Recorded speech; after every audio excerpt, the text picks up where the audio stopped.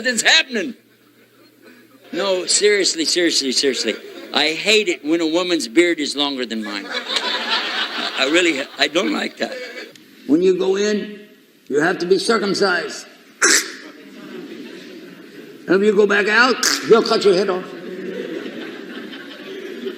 So either way, in or out, you're getting cut up. Do Muslims have to grow the beard? Do Muslims have to grow the beard? How many say yes? How many say no? How many say I don't really care?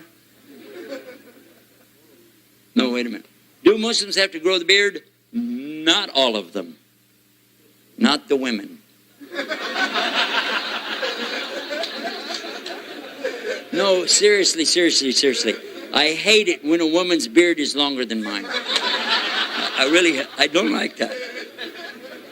Call it beard envy. I don't know, but I don't like it. It's really bad. Do Muslim men, I got it now. Do Muslim men have to grow the beard? Yes. No, they don't. They can't. Who can grow their beard? Stand up and grow it. Go ahead. Hurry. Stand up and grow your beard. Grow ahead. Woo! Nothing's happening.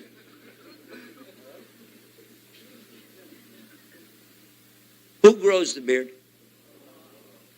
Who grows the plants? Who grows the trees? Allah. Right?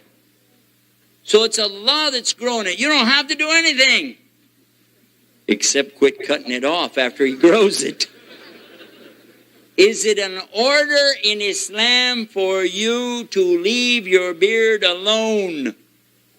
Yes. That order comes in Sahih Bukhari, and the Qur'an tells us to obey the Prophet.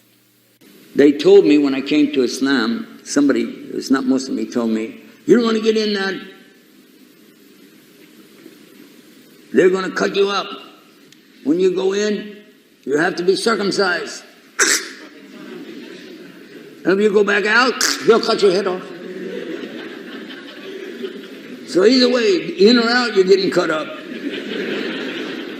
The best of the Christian Catholic women become nuns. That's considered as good as you can get in their religion. In their religion, if she wants to be a good woman, she has to be a nun.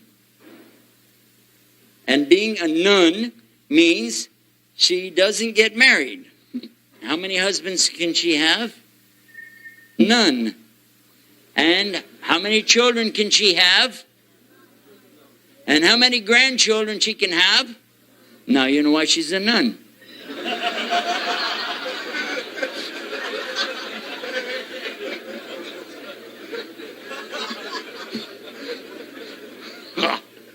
I don't know. I wasn't a Catholic. Just trying to figure it out. But the best of their women, this is not a joke, man. When they enter into it, they tell them in the name of the Father, the Son, the Holy Ghost, and put the ring right there and tell them that they're married to God.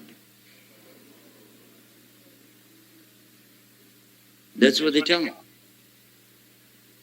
And one of them was talking to me about it. I said, really? Married to God. And you have a problem? And I said, wait a minute. All of you women are married to Him? She said, yeah. I said, and you got a problem with us with 4 wives.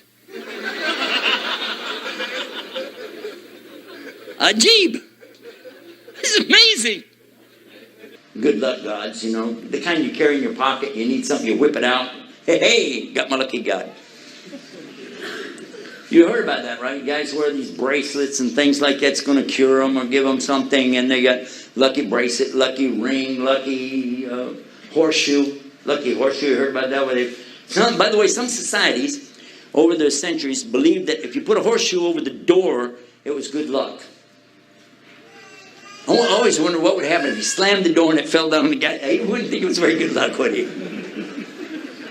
And what about the rabbit's foot? Have you ever heard about the good luck rabbit's foot? People used to carry those. When I was a kid, they had keychains that had this piece of a real rabbit's foot hanging on it. And then you'd be like, you go start the car and you look at that dangling foot. And I would think, how was that lucky for the rabbit? You know, here goes the Easter Bunny. He's on crutches going, hey, it wasn't lucky for me.